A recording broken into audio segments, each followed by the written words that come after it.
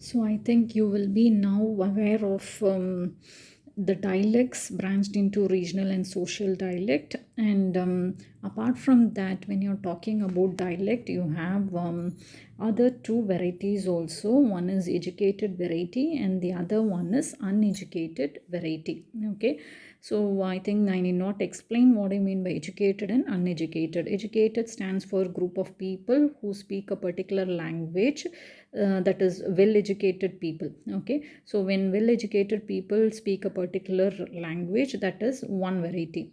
When the same language is spoken by a group of people who are uneducated, that becomes the uneducated variety of that particular language.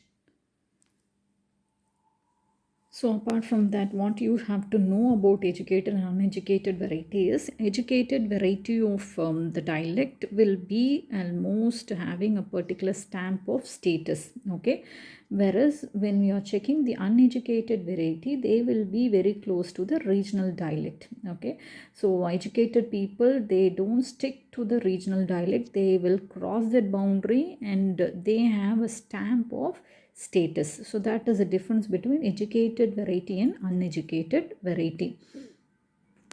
So one more subtopic that you have to be aware of is the dialectal difference. So when we are talking about dialectal difference, you know what is called as a dialect. Okay, it is a variety of language spoken by a particular group of people. Okay, so what type of dialectal difference that you can find in a particular variety of language? No, it is subdivided into four. Okay, so it depends on the difference in phonology. Okay, you know what is called as phonology, the sound. When the sound of a particular language varies, it is called as phonological difference. And you know what is called as morphology. Morpheme is nothing but a meaningful unit. That is called as morpheme. It is almost similar to that of words. Okay, and syntactic is nothing but it depends on the variations in meaning.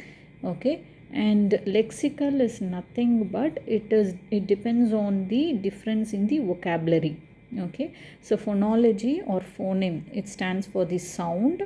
Morpheme or morphology, it stands for the meaningful unit, and syntactic stands for the difference in meaning, and lexical stands for the difference in words or vocabulary. Okay, so as you see in this paragraph, they have listed out various examples for the four difference that I told you now. Okay, first one is we were talking about the phonology, isn't it? So phonology is nothing but the sounds or the pronunciation. For example, they have taken a word called as word lost. So how do we pronounce lost? Is lost, l, a, s, and t. Okay, so here they have given L, A, S, and T. So this is how we pronounce, and this is called as British English. When the same word is pronounced in America, they don't pronounce it as L, A, S, and T. So how do they pronounce this? They pronounce in this way. Okay, so how do they pronounce? L, A, S, T, last. Okay, so this is actually American English. So this difference in pronunciation, okay, that is one dialectal difference. That is the difference in the sound, the phonology. Okay, and now when we are talking, maybe we will see one more example here. They have given no class. The same way, how do we pronounce class in British English is k, l, a, s, class. When the same word is pronounced in America, they pronounce it like this. Okay, k, l, a, s, class. Okay, clear? K, l, a, s, class. So this is again one more difference in the phonology. In the next line, they are talking about the syntactic difference. So syntactic is nothing but the difference in meaning.